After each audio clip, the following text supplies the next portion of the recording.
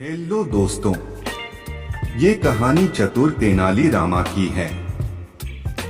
आइए शुरू करते हैं। विजयनगर साम्राज्य के चीन, श्रीलंका आदि देशों से अच्छे व्यापारिक संबंध थे। विदेशी यात्री और व्यापारी लगातार विजयनगर आते जाते रहते थे। व्यापार बहुत चल रहा था। एक बार रसूल नाम का एक व्यापारी ईरान से भारत आया था। वह राजा कृष्णदेव राय से भी मिलने आया। राजा की ओर से उसके ठहरने का इंतजाम शाही मेहमान खाने में किया गया। राजा ने उसका खास ध्यान रखने का आदेश दिया। दिन में रसूल हम्पी घूमने निकला। खेतों की हरियाली, ऊंचे ऊंचे दरख्त, गन्ने की फसल आदि देखकर रसूल अचंभित रह गया, क्योंकि उसके देश में ऐसी हरियाली कहीं भी देखने को नहीं मिलती थी।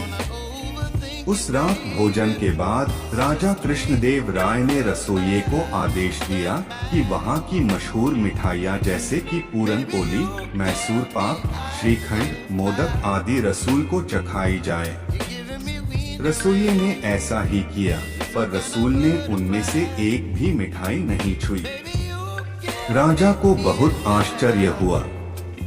तभी रसूल ने रसोइये से कहा, भाई, मुझे इन सब की जड़ लाकर दो, मैं उन्हें चखूंगा। रसोइया हैरानी से राजा की आरे देखने लगा और सोचने लगा, मैसूर पाक, श्रीखंड, पूरन पोली की जड़ें कहाँ होती हैं? राजा कुछ समझ नहीं पा रहे थे कि रसूल क्या चाहता है। उन्होंने तो कभी भी इन मिठाइयों की जड़ों के बारे में नहीं सुना, तो उन्होंने मेहमान से एक दिन का समय मांगा। अगले दिन दरबार में राजा ने अपने दरबारियों से उन सभी मिठाइयों की जड़ें लाने को कहा। सभी दरबारी एक दूसरे का मुंह ताकने लगे और सोचने लगे, मिठाइयों की जड़, ऐसा तो न कभी देखा न सुना। राजा कृष्णदेव राय ने तेनालीराम की ओर देखा।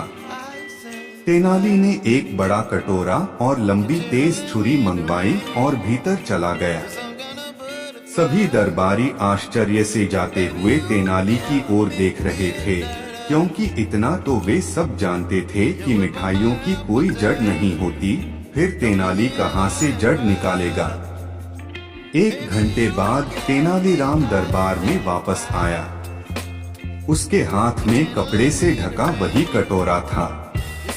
वह राजा के पास गया और बोला, महाराज, ये रही पूरन पोली, मैसूर पाक, श्रीखंड और मोदक की जड़ें। सभी दरबारियों की आंखें खुली रह गई। वे सब उछकुचक कर कटोरे में झांकने की कोशिश करने लगे, पर कटोरा तो कपड़े से ढका था। तेनाली के आग्रह पर रसूल को दरबार में बुलाया गया।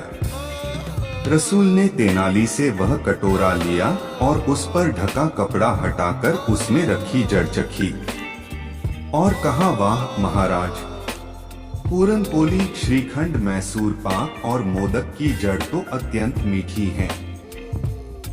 ये ईरान में नहीं मिलती। इनके स्वाद के जादू ने मुझे तो अपना गुलाम बना लिया है।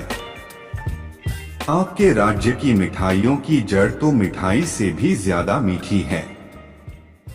मजा आ गया इन्हें खाकर।